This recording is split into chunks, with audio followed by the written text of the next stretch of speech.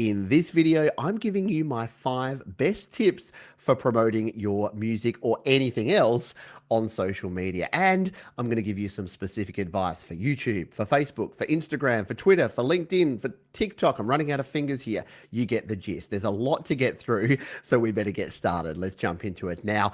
But if it's your first time here, you might be thinking, who is this guy and why should I listen to what he has to say? Well, my name is Pete and this is Studio Live Today, where my goal is to help you create, record and release your best music. And I do that through tutorial videos, through tips, through tricks, through hacks, and through live stream videos, just like this one. So if you're new to the channel, consider subscribing because I do this sort of stuff every single day. Now, if you do get some value out of this today, hit the like button. That just tells me that I should make more videos like this. And because we're talking about social media, I don't mention social media very often here on the channel, but I have my links to places like Facebook and Instagram that are linked down below, and Twitter and all the other places. So if you do want to follow me on social media, follow me down there and shoot me a DM. Is that the right lingo? I should know this stuff, right? Yes, message me on Twitter or Instagram or YouTube or Facebook or anywhere, and I'll be happy to chat with you there.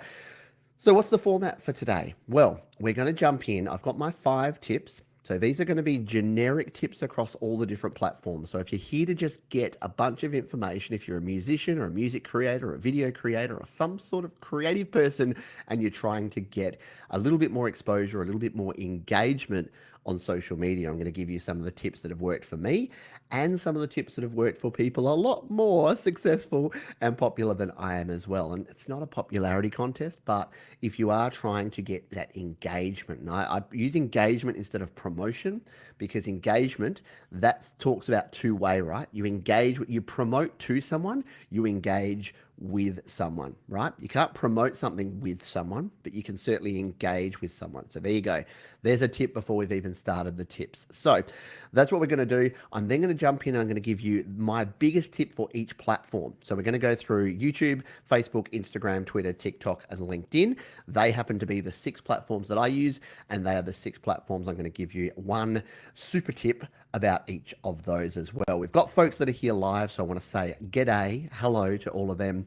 We've got Jade Star here, we've got Mr. Rads, we've got Jetty the Boy, Anonymous Music, Neva Kundi, other folks. Victor Isbell's here, Fine Henson is here, and Rockstar 1958. Hello to all of you that are here live. If you're on the replay, I love you just as much. You're just not here live. So if you do have questions, leave those down in the comments below. If you're here live and you've got a comment or you've got something that you want to ask or contribute your own tips, then leave those in the live chat. And I do have a question. Let's get started off with a question of the day today. So I get this question a lot, and I'm actually still pondering it myself. And the question is this: should you show anything other than music-related posts in your music social media accounts? It's an interesting one. You've got an Instagram, you've got a Snapchat, you've got a Twitter. It's all about your music. Do you bring your own personality? Do you talk about the fact that you play, knock my water over, the fact that you play Fortnite? Do you talk about the fact that you're a big ice hockey fan? Do you talk about other things about your life? Or do you focus right in on just your music? It's an interesting one. I don't even know the answer myself. I'm interested in your response. So drop your answers to that question. If you're here live, I'll come back after this first section and we'll see if anyone has any thoughts on that. I would love to hear it. Let's dive in now. We're going to talk about these top 5 tips that I have for social media. Number 1 is to engage with other people. So social media, I alluded to it in the intro. Social media is two-way. Traditional media is one way. So when we think about media, you think about consuming media. It's a consumption, right? So you're watching an ad on TV. You are seeing a billboard. You are reading an ad in a magazine or a newspaper. Does anyone read magazines or newspapers anymore? I don't know. I don't tend to. But you're consuming. It's one-way consumption. When we talk about social media, we're talking about two-way. Right? So we're talking about engaging. You can engage with the audience. You can engage with your viewers, your fans, your followers, whatever you want to call them, and they can engage with you.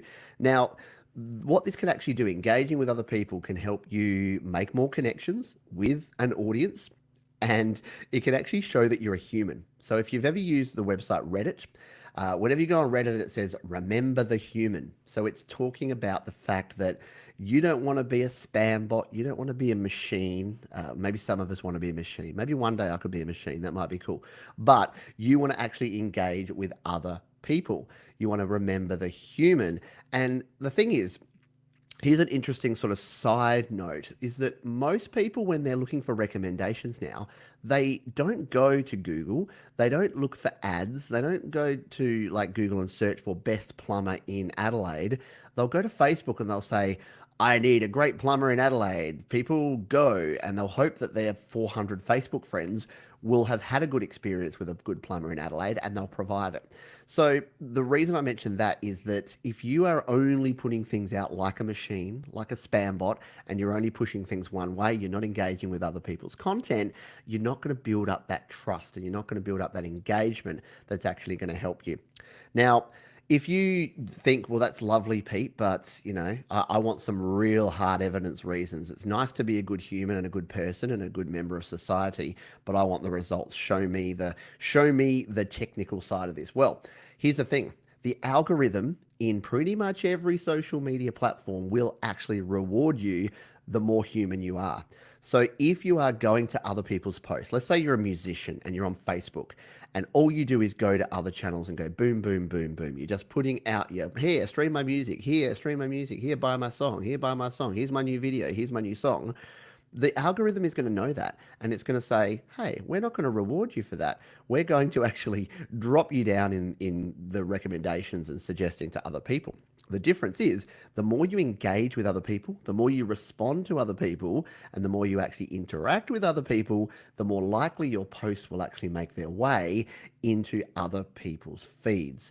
So yes, if you didn't like the first 3 points where I said, two-way communication, helping you with connecting with people and helping to show that you're human, then number 4 will help even the more technical amongst us to say the algorithms in all these social networks are looking for ways to prove that you are adding value, because the more you engage with other people, the more they know that you're going to keep people on their platform. Hold that thought. We're going to talk about that in a moment. Let's talk about number 2.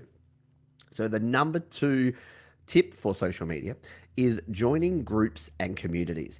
Now, many of you watching this, or some of you are on the Create, Record, Release community, which is a Facebook group I created. There's about 130 people on that at the moment. If you want to join it and you are a music creator, by all means do so. Just search Create, Record, Release on Facebook. You will find our little community group there. And what we do there is we share between ourselves. So we share the music we're creating, we share tips, we share tricks, we share advice, and we communicate with each other. It's a great platform. It's a great forum if you are a music creator. So groups like that allow you to share with like-minded people who have similar interests. So that's sort of number 1 reason why you want to engage with groups and communities. And I don't care if they're on Instagram or Facebook or Reddit or YouTube or wherever. And obviously there's the Studio Live Today community right here on YouTube. I have a community tab. In fact, I asked a survey question, which I'll give the answer to at the end here, where I actually asked people, how many social media networks do you think people should be on? Should you focus in on just a few, or should you broaden out and should you have exposure in as many as possible? What do you think? Which way should you go? We're going to talk about that at the end. We'll give the results of that poll as well. The other thing that groups and communities does is it opens up collaboration opportunities. So a group that I'm a member of is the GarageBand Users Group. I know many folks here are part of that group that will watch this video. And the collaboration opportunities I've had there to play music with other people, to record music with other people, to make long-term relationships where I'm actually interviewing people and people are interviewing me, that has been amazing because there's so many people. We all use GarageBand and we all know we're on the same page. The same in things like the iPad musician group, the same in things on Reddit like the iOS music creators group. There's so many different places where other people doing what you're doing are going to be there. And if you go there and you be a human, again, it's all about that human thing, yeah? You be a human, you engage with other people, it's good. Third thing, and again, we're going to talk about the human side, and then if you want the evidence, the hard proof, you're like, Pete, that's lovely again, all this human interaction, but what's it going to do for me? Once again, a smaller community gives you more organic reach. So what do I mean by organic reach? Well, Facebook and every other platform now is so big that when you put, have you noticed that when you put a post out from your personal page or even from a music page or a business page, it's probably hitting 5, maybe 10% at best of all the people that are following you. And that is the case across pretty much every platform. The days of everyone on Facebook seeing every one of your posts are gone. They're over. They're finished. The reason for that is advertising. So all of these social media platforms, they have paid ads, and the paid ads will reach those 100% of people that you want them to reach, which means the organic reach is getting lower. So joining groups and communities, again, if you want the reason that's going to be the actual facts and figures side of things, it's going to give you better reach. And again, if you are a human, it is going to help you with that. It means that you're going to be able to engage directly with more like-minded people. And if you want to do the numbers thing, say you've got 1,000 Facebook friends, and you put your thing out there, there may be 10 of those that actually care about GarageBand or music or the digital audio workstation you're using. If you join the Logic Pro users group and there's 1,000 people in there, probably 900 of those are going to be interested in your post about Logic Pro. So that's the difference. You're finding that niche, and niching down can actually help you promote your music. So yes, again, if you are looking to promote your music, and I've said promote again, but engage people with your music, joining communities can be a great thing. All right, we're on a roll here. We're doing our top 5. If you've just joined us, this is my top 5 social media tips for getting folks to engage with your music online. Number 3, we've mentioned it a couple of times, don't be spammy. So why not? Well, reason number 1 is just human kindness. Hands up who loves getting spam messages in their feeds on whatever platform. Yeah, no. I have not come across anyone who says, you know what I really love? You know what's awesome? I love it when people just jump in and they start just like posting fire emojis and 100 emojis and saying, hey, check out my track on Spotify. I jump on those and I listen to every single song. Nobody is saying that because nobody is doing it. And that's the thing. So social networks are getting very good. They're very sophisticated now. They're getting very good at identifying when repeated posts and links are being posted. They don't really like it. And here's the other thing. If the robots fail, which they don't generally, but if they do, you know what else is going to happen? You're going to get humans going in there. Have you noticed that on every post in every platform, there's usually a little 3 dots next to it that says, report this post. This is spam. This is abusive. This is bad. Yeah. You know what happens if you get a bunch of people reporting your posts as spam? It stops sending your posts to anyone.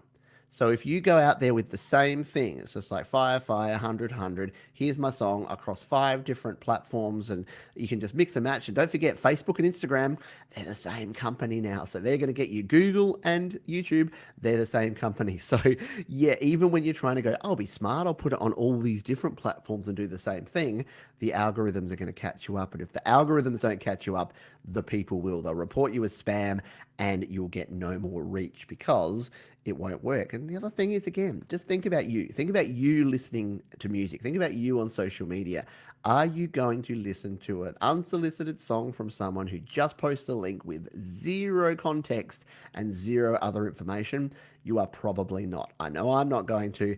I want to know who they are, why they're posting this, some information about how they created it, and a reason, a compelling reason for why I should spend my time listening to the track. So flip that around, and if you are going to put your track out there, if you are going to try and engage with people and get people to engage with your music, think about what they're looking for. All right, we're on the homeward stretch here. We're on to number 4. Number 4 is interesting, and this is what I have done on all of my channels. And funnily enough, when I first started on YouTube, I started because I couldn't find the content I wanted, and I couldn't find the tutorials to do the things I wanted to do in GarageBand on my iPhone and my iPad at the time. So I started learning them myself, and then I thought, hey, I'm going to share tutorials on how to do this. Really, though, I wanted to get back into music. So the reason I have my mantra of create, record, release, and the reason that I want to encourage other people to create their best music is I honestly think that that's a great thing to do, and it's what I wanted to do.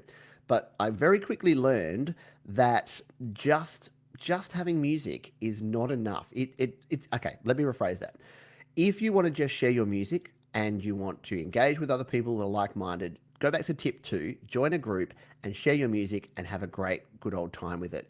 If you want to broaden your exposure and if you want to broaden the engagement you get with your music, then there's a few things you need to do. And one of them is this tip, which is diversifying your content. So your content can't just be music. It can't just be audio tracks. If you just say, here's my Spotify link, here's my Apple Music link, go stream my tracks, and all you do is every month or 2 months you've got a new single, you post that post and you expect people to go and find it and listen to it, it's probably not going to happen. What do you need? Well, you need text posts. You need to post your comments and your opinions on things. You need images, like you need to post photos of what you're doing, your gear, your backstage stuff, your behind the scenes stuff. Video is obviously a massive thing. You're watching a video right now. So on YouTube, on Facebook, on Instagram, on TikTok, on Snapchat, everywhere has video now. And everywhere even has live video. So for those of you that are here live, you're watching me live right now. Live video is like the next level up from video, and it gets more exposure. So if you're a musician, why not stream? Even if it's 5 minutes or 10 minutes of one song that you play, stream yourself live and tell folks why they should engage with you. Again, create that engagement. And then, the other thing is here, a lot of platforms launch new things. So for instance, there's 3D videos, there's 3D images, there's VR, there's those 360 images that you have now. There's things like watch parties, which can happen on Facebook where you get a bunch of videos and you get your friends in a group to watch the same videos together. There's premieres on YouTube where you can premiere something. So you've got a new single coming out, you've got the music video, put it as a premiere, make it an event. The key here is, though, that if you want to engage with people, what the platforms love is for people to try their new features. So if there's a new feature on a new platform and not many people are trying it, that is your opportunity to try it. You might say, but Pete, it's gimmicky. I don't think it'll work. It might disengage people. You'd be very surprised how much people don't care if they don't care, and how hard it is to disengage someone based on one thing. So I've done premiere videos. They haven't worked too well for my channel. So I did a few of them and then I stopped doing them because it didn't work that well. I started doing live videos because I thought live video looks like a fun thing to do. I'm going to start doing that. I did a few of them. It does work well. So there's actually virtually zero harm in trying things. Try out the new features, try out the new functions. If it's available, try it, because the platform is likely to reward you for actually just trying something new and trying their new feature, and it may help with your engagement. So diverse content, text, images, video, live video, 3D video, I don't know, augmented reality video, whatever's the next big thing is, go with that. Podcasting, whatever you can do is going to help you and help engage with people. All right, fifth and final one, we're going to have a quick drink of water and we're going to have a drum roll, and then we're going to give you this final tip, and then we'll have a chat to the folks that are here live. So number 5 is native content is king. What is native content? Native content is content that keeps a other user on the platform on which you're sharing the content. So at the moment, I am on 2 platforms right now. I'm on YouTube and I'm on Facebook. So my goal here at the moment, if I wanted to engage an audience, is to, for those that are watching on YouTube, is to, whatever I can do to keep you watching on YouTube is what I should be doing. For those on Facebook, I should try and keep you on Facebook. If you think about that with every post that you put out there, that your goal to that platform, if you want, and again, if you don't care about this stuff, well, A, I don't know why you'd be watching this, but B, if you actually want to generate more engagement with your music and with you as your, dare I say it, personal brand. I know people think that's a 4-letter word, but everyone has a personal brand. Every artist will have a personal brand. If you want people to engage with that, you need to keep them on platform. So what does native content actually mean?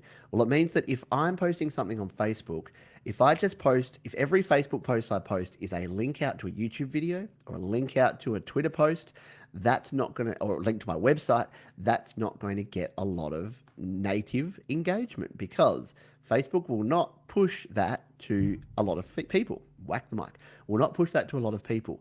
However, if I do a Facebook text post or a Facebook video or a photo that's embedded in Facebook, then it will actually generate more organic reach, more natural engagement with folks on Facebook, because Facebook is no longer scared that people will see that, click away, and then leave Facebook for the next 2 hours and go watch YouTube. They want to keep people on Facebook. The same vice versa. So on YouTube, The reason, and again, a little behind the curtain stuff, but yeah, you'll notice that if you're watching someone on YouTube, the reason that they will, at the end of their video, they'll say, "Oh, and if you want to watch some more videos, there's some down here." I do it. Everyone does it. The point there is that we want to encourage that organic reach by encouraging you to stay on the platform. If at the end of my video I said, "Okay, now go to my website, go to studiolivetoday.com and search around there," then that's not going to engage as much because it will mean people will leave that platform. So, yes, links don't almost never work because they want to keep them on that platform. But you might be saying, so Pete, how do I send people out? Like I'm releasing a song. I don't want to just release it on Facebook or YouTube. I want to put it on. I want to put it on Spotify. I want to put it on Apple Music, iTunes. I want people to buy my stuff. I've got to make some coin, Pete. How am I going to do this? Well, it doesn't mean you can never do it, but it means that you need to look at your ratio. So if you are doing 5 posts, 4 of them should be organic and native, and 1 can be a link out. That means that you're going to generate enough momentum through those 4 native posts that when you actually do link out with that link out to another site, that it may actually get pushed out to enough people. The other thing is, if you are really good with your native organic content, then other people may start engaging with you more, and then they'll do things like subscribe to you, like follow you, like look you up in their own thing, like hit the notification bell or whatever the latest thing is on whatever platform it is. They'll do all those things and you'll actually get more engagement with viewers. So there we go. Let's just recap those. For those that have just joined us, we've just broken down the top 5 bits of general advice for how you can engage better on social media. Number 1 is to be a human, to realize that social media is two-way and to engage with other people. And I didn't really mention at the time, but that means engaging with their content as well.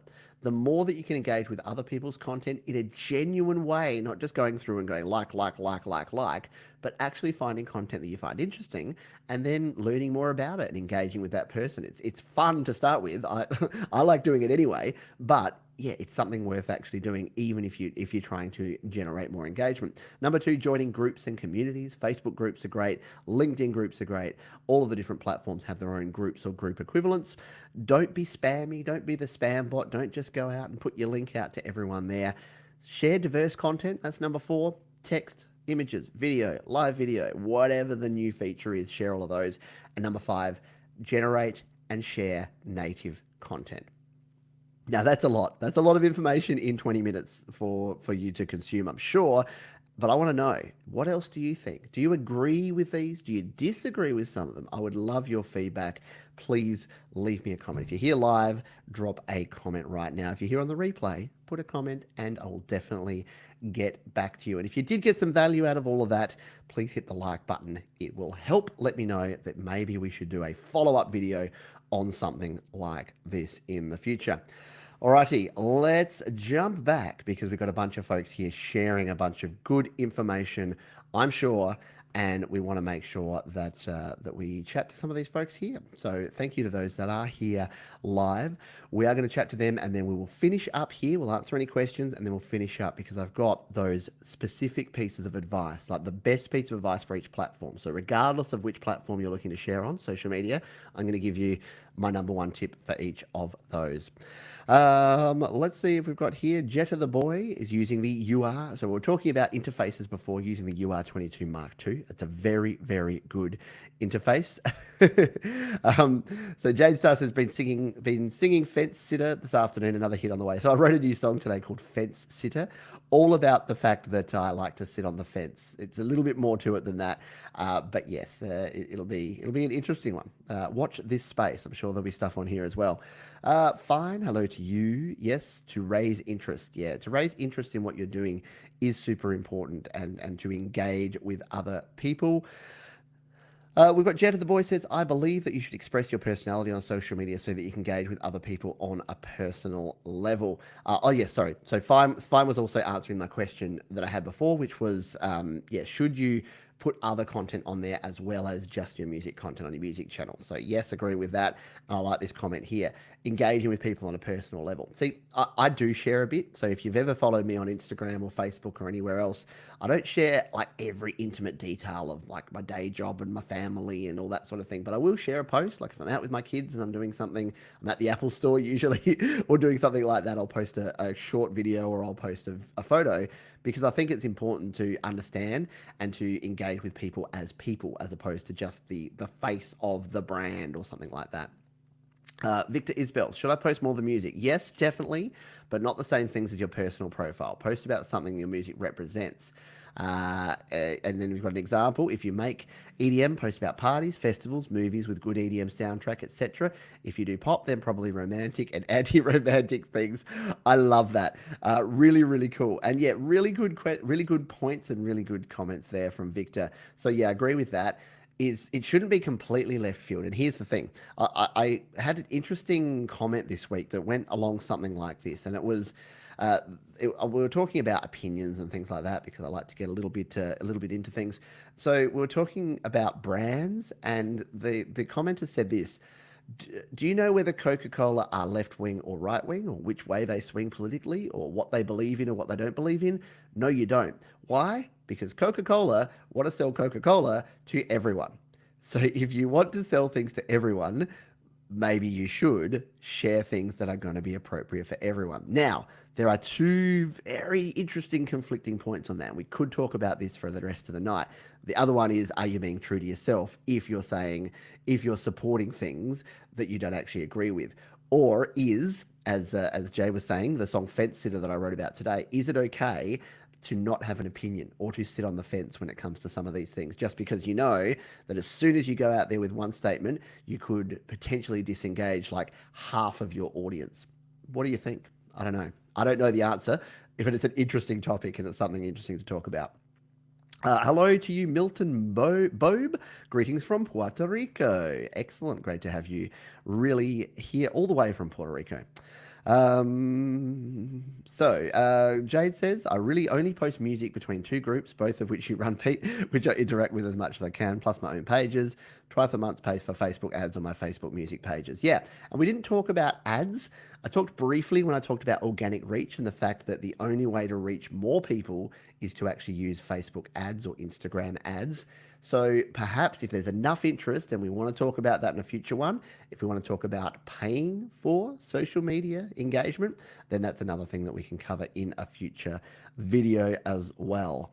Glenn Clark, hello to you. A bit late joining. Looking forward to these tips. Well, hopefully you enjoyed them as well. Glenn's got a new album coming out today, which is very, very cool. In fact, Jade says, Glenn Clark, been listening to your album today, and I love it.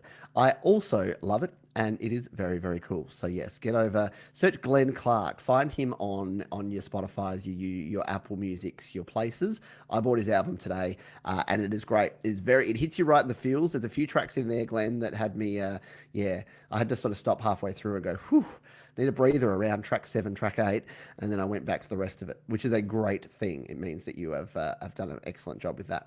Hello, GNU Beats. Love your channel. Thank you.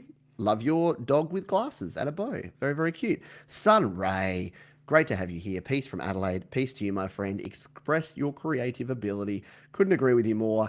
Express yourself and do your thing. We've got here. Yes, so Glenn, actually, we've just talked about this very briefly. What are your thoughts on paid Facebook engagement via boosted posts? Currently, I see they're offering $30 credit towards boosting a post to a larger audience. Yeah, so we just touched on this briefly, and I think maybe we'll come back and do a part 2 where we talk about paid promotion. I don't use a lot of it. In fact, I don't think I've used any for about the last 6 months. I've been using all the organic stuff in recent times, but it's definitely worth considering if you have something like a release like Glenn does. The thing is, there's boosting posts and then there's Facebook ads, and they're slightly different. So again, maybe we'll cover that in more detail in a future video. Jenna the Boy, man, I love this episode. I'm going to go make a few posts when this finishes. Yes, definitely get your stuff out there and do that. We've got an interesting question here. I like this point. GNU Beat says, what does hitting the like button do for you? I don't like hitting like because it leaves a footprint. Other people can see what you liked on YouTube. So here's a couple of things. YouTube's actually pretty good. So yes, YouTube, if you hit like, you can actually go into your settings, and I've done this. So if you notice that I don't have a liked videos playlist on my YouTube channel, there is a setting, and I can't remember exactly where it is, but Google it and just say remove liked video playlist, because by default, every time you like a video, it goes into a playlist, and I believe that playlist may even be public if you've got a public YouTube channel. So go in and check that out, remove that, and then no one will ever see any video you like. So I like some weird stuff. I'm into retro tech, I'm into ice hockey, I'm into video gaming, I'm into a bunch of other things, but they won't show up because the last thing people care about is all the stuff that Pete watches on my YouTube channel. So yeah, but Facebook is a different story. And again, we could go into probably an hour's worth of what Facebook does and doesn't do with when you hit like. It does a lot of things, and not all of them are super cool. So yes, I can understand liking something on Facebook or on Instagram. That can generate additional advertising around that topic. That can repost that to your friends in some cases that will say, Pete Johns likes the Commonwealth Bank. And it might have been that I accidentally hit it when I was trying to like send them a Facebook, Instagram message or enter a competition or something. So yeah, there's things there that you can do there. We've got a question here. Can I connect an iRig mic and an iRig keyboard at the same time? If you're using the iRig mic that is XLR and the iRig keyboard that is USB, yes, you just need an audio interface. And I believe you can even use a USB mic and a USB MIDI keyboard at the same time. Maybe we'll jump into that and talk about that in more detail in a future video. But yes, I believe so. Other folks can help out there. Hello, Pete. Hey, it's Dark Wolf Louie. Hello to you, Dark Wolf Louie. Good to have you here. We've got a question here from Anaban Amin. Can I send you my song to check it out to tell if I need to improve about my music and mixing and mastering? Of course you can. So in every video description, I have all of my social media links and I have my email address. So all of that is public. I can't guarantee you would like an overnight or within 1 hour type response, but I do get back to everyone eventually. It just sometimes takes between maybe sort of 2 and 7 days on average. Depends how much actually comes through. But yeah, flick me an email. Hit me up on Facebook, on Twitter, on Instagram, anywhere you like, and we'll do that. What have we got here, Pete? A couple of likes would be nice. You scratch my back, you know what I mean? Okay, buddy. Okay, pal. I'm very glad you brought this up because, and hello, the amateurs. I love every time I see your logo pop up. It's very, very cool. But yes, this is a really good one. So what about like for like? What about grow together? What about you support me, I support you? What about sub for sub? All of these things are not so good. So you might think, what's so bad about that? You get this community, you jive together, you support each other, you subscribe to each other. What's the harm? Well, no major harm there. But if you are out there doing this sort of thing, you're asking for sub, you're asking for like, and I'm not, by the way, I realize the winky tongue-in-cheek thing. So I'm definitely not pointing at you here. The amateurs, you're an excellent supporter here on the channel. So I know you're having a tongue-in-cheek kind of dig here. But yes, there are so many occurrences of this happening where people are actually getting out there, and you can actually it can do you damage. It does damage in a couple of ways. You can generate subscribers that will never watch your content. So that's bad in itself, because if you've got 1,000 subscribers and then you put a video out and 10 people watch because all your subscribers are, paid clicks or they're like for like or sub for sub, that's not going to be good. The algorithm knows that anyway. They know who's actually watching your stuff, and you can actually get yourself into trouble because it's actually against the terms of service of YouTube. And I'm pretty sure of most other platforms, they don't like this. They consider it spam because you're asking for something directly in return to something. Now, don't confuse that with joining a community, engaging with the community, and then saying, hey, I really enjoyed your channel and I subscribed to you and I checked you out. And then that person may then go and check out your channel and go, hey, yeah, we're in the same sort of niche. So I checked out your channel and I think you're cool. That is totally cool. But where you're actually going out there and saying, hey, backroom deal, if you sub to me, I'll sub to you, that's not really going to help anyone, 100%. So Jade Star said, I played live in GBU, GarageBand Users, this week and found it really boosted my engagement streaming my music on digital stores. So the more you do live video content, all those sort of things, the more content you put out there. And there's an argument here, and we'll touch on it briefly and then we'll move on from there. But there's an argument here for quantity versus quality, right? And the old argument, the old excuse, and I made this excuse, so I'm not pointing fingers out there without pointing them in here as well. The excuse is I don't want to make a whole bunch of crap. I don't want to put this whole bunch of quantity out there. I want to create quality. The thing is, you know what you need to do to create quality? You need practice. And the whole reason that I say create, record, release, and that's my mantra, is that if you don't create, record, and release your music, you don't get the feedback, you don't get the experience of finishing something, therefore you don't know what you do well, therefore you don't know what you do not well, and therefore you can't make it better.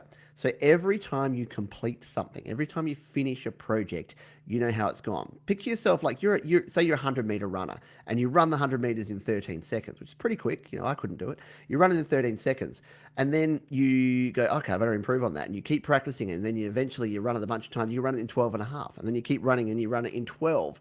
If you never measured that, if you never actually measured out 100 meters and ran it, you're just running forever, how are you ever going to know how good you're getting? How are you going to know if you're improving? And if you don't have a coach, and the coach equivalent in music is other people, trusted people to give you feedback. If you don't have a coach there watching your 100-meter run and telling you how you could improve your start, how you could improve your posture, how you need to dip in at the finish to try and get that extra zero point 0.1 of a second, then how are you going to improve? So yeah, I know I'm ranting here now, but if you're not actually doing things, if you're not finishing things, and if you're not getting your stuff out there, you'll never know.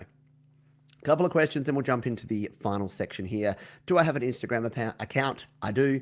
It's in the description. If you want to follow me on Instagram, just go down there, or I'm pretty sure it's instagram.com/PeteJohns, or just search Pete Johns on Instagram.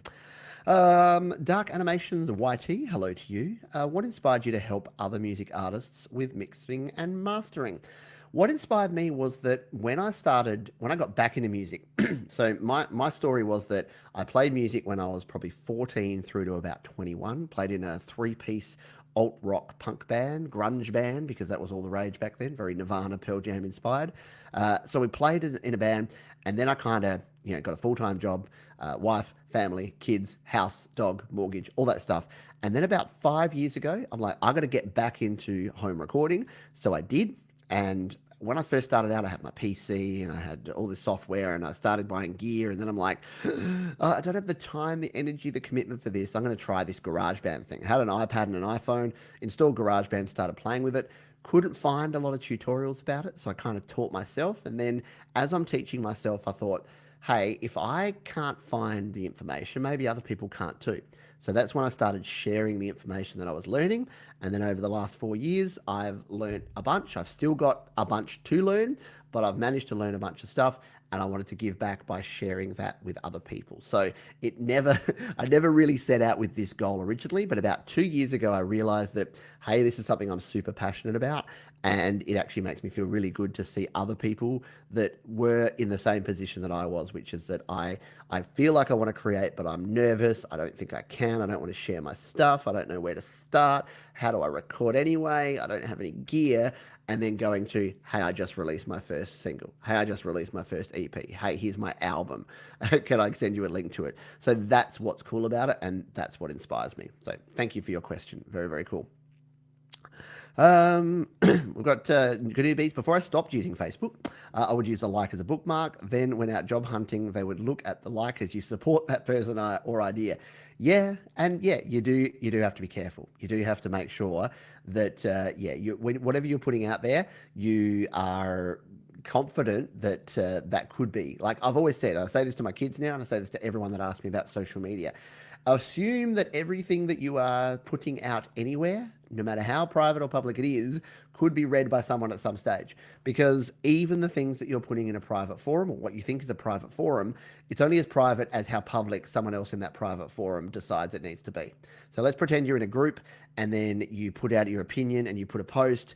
Someone takes a screenshot of that and then sends it to someone else or posts it somewhere else that's public.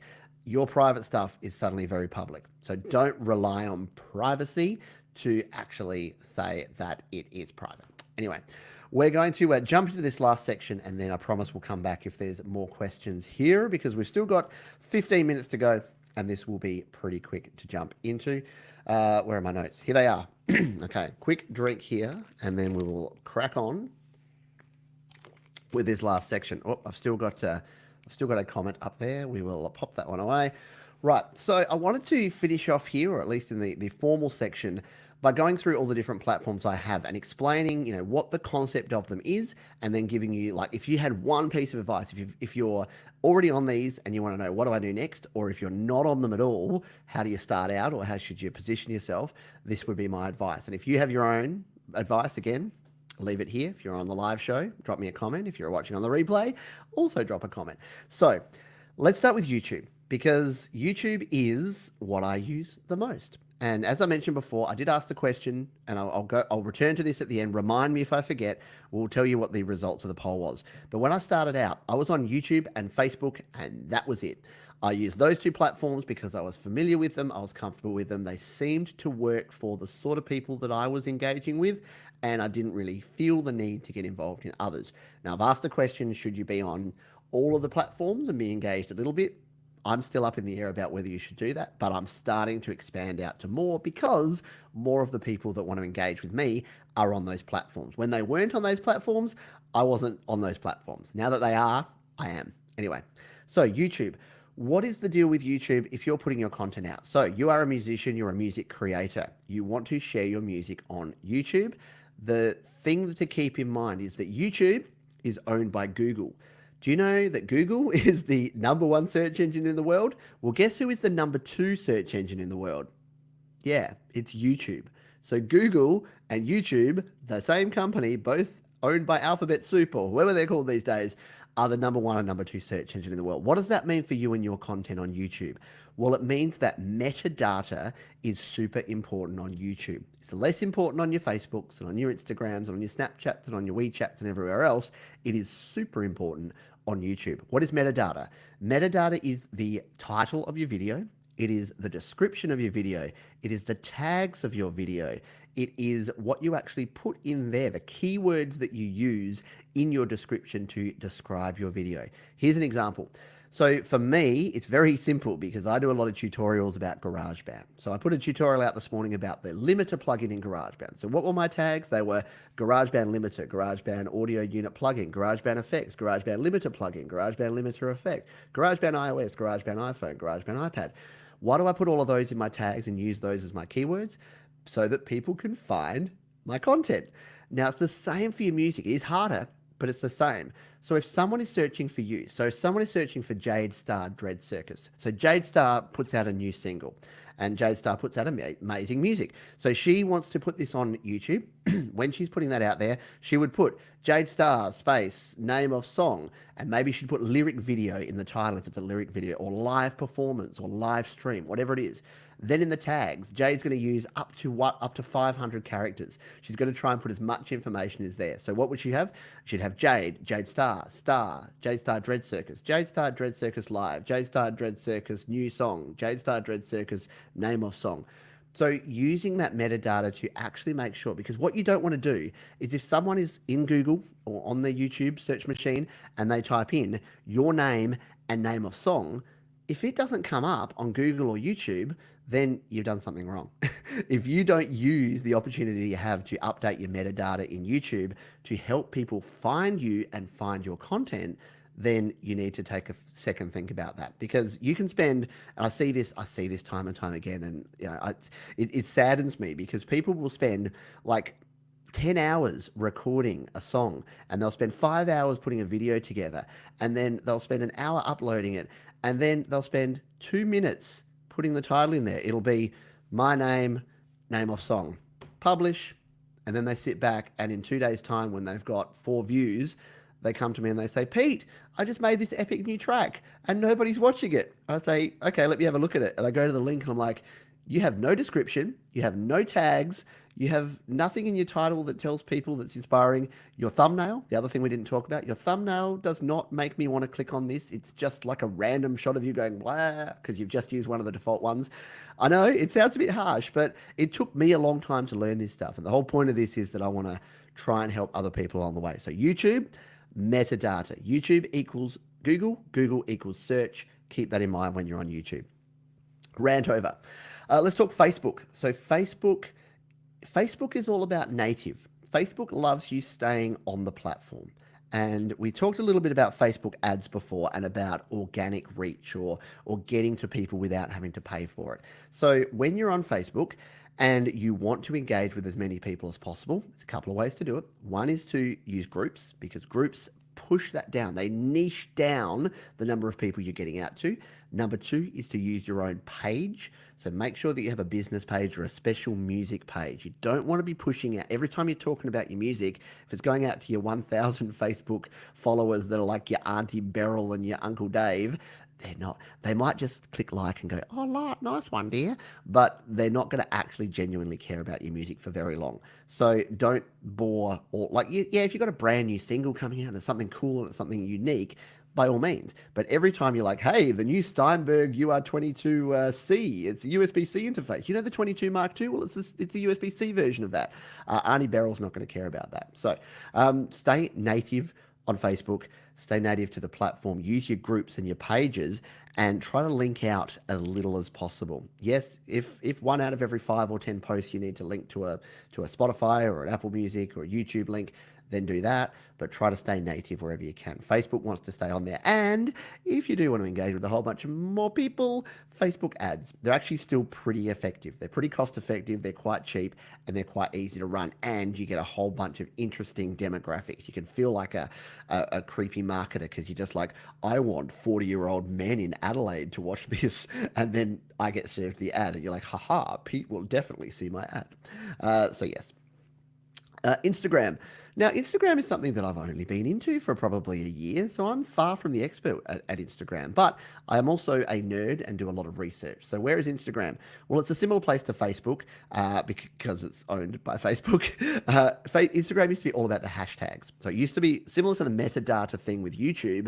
It used to be all about hashtags. So you used to have to make sure that you put 14,000 hashtags on every post to make sure that you hashtagged every variation of every sort of possible search term that people could have used. Hashtags, not so much anymore. These days, Instagram is more about the consistency of your posting, and it's more about the quantity. I know I sort of briefly touched on it before, the quantity versus the quality. The quantity is important for a lot of these platforms, and it's definitely important for Instagram.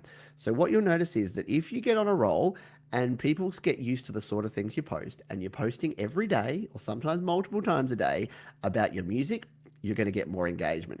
If you post once every 2 weeks or once every month because you got a new single out and your post is literally your album cover saying, "Stream my new song, link in bio," no one's going to click your link, no one's going to your bio, and no one's going to stream your song. But if you've been sharing cool backstage photos of your gigs, if you've been sharing photos of you restringing your guitar, I don't care. I share weird and wacky photos.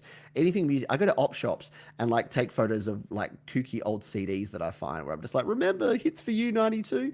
And yeah, and just fun things that can actually engage with folks. So consistency, a lot more important. Quantity is definitely the key in Instagram. Let's talk about Twitter for a moment. I've only just got back into Twitter. I'll give you a little bit of a history of Twitter and me.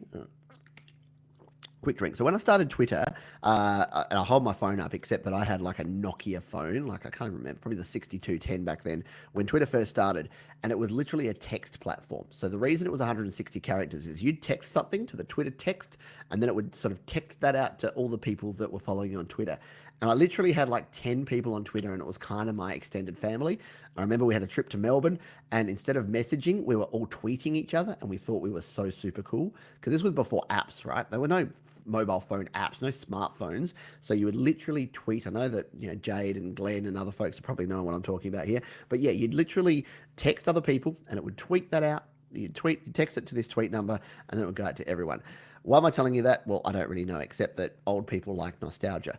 But no, it's engagement. And Twitter is all about, it still is about engagement with other people. So it is the one platform where you can kind of share some random text posts. You can use trial and error. You can post links. Twitter's not quite so unhappy about links as other platforms are. So you can use links to your content. You can use links to other people's content. You can at people, so you can actually include other people in your tweets and talk to people. And with all of these platforms, direct messaging is something that you shouldn't undervalue. Direct messaging people where it's relevant and where you're engaging with that person, I think is cool. So here's what I mean by that. If someone messages me on Twitter and says, "Hi Pete, can you check out my song?" and then send me a link, I got nothing. I got no idea. If they say, "Hey Pete, I was watching your GarageBand tutorial the other day about using the limiter plugin. I've just mixed and mastered this song, and I think that maybe my final master is still pumping a bit. Can you take a listen and let me know what you think? Here's the link." Which one do you think I'm going to actually click and actually go and follow and listen to? Yeah, it's going to be the relevant one. So be relevant with everything you do. But yeah, Twitter, great for engaging with others. Use your at tags to talk to other people and be consistent and try different things there. I'm going to talk about a couple of new ones. The new kids on the block, and it's weird because one of them is actually not new at all. Let's talk about that one first. Let's talk about LinkedIn. So LinkedIn has had its renaissance in the last probably 6 to 12 months. And you might be thinking, Pete, I share hip hop and R&B beats, and you're telling me I need to go on LinkedIn. I don't want a job. I don't want to go work at McDonald's, or I don't want to network with some high-level executives in a marketing firm. I want to, and but wait, maybe you do want to network with some high-level executives in a record company, right? See where I'm going with that? Yeah, and even if it's not that, you know who I've found on LinkedIn? I've found people that work for app development companies. I've found people that work for distributors like Amuse and DistroKid, and these people, you can actually search for the brands you love, the companies you love, the platforms you love, and you can actually start engaging. And the beautiful part about LinkedIn is it's a little bit left field, so people aren't expecting it. So they're not expecting you as a music creator to even be on LinkedIn, let alone be engaging with them. And that's just the sort of interactive side. There's then the content sharing side. So LinkedIn has moved from a job finding platform to a content sharing and creation platform. So now you can actually put out your own posts, your own videos, your own images, anything you want to, you can actually put out there on LinkedIn as well. So that is really, really cool. And you can start building up a following of people that are interested in music, and not just music, but the music business, because it's B2B, it's business to business. You can actually get people in the music business. So LinkedIn, don't discount. If you're not on LinkedIn, and here's the beauty part, it costs you nothing to try.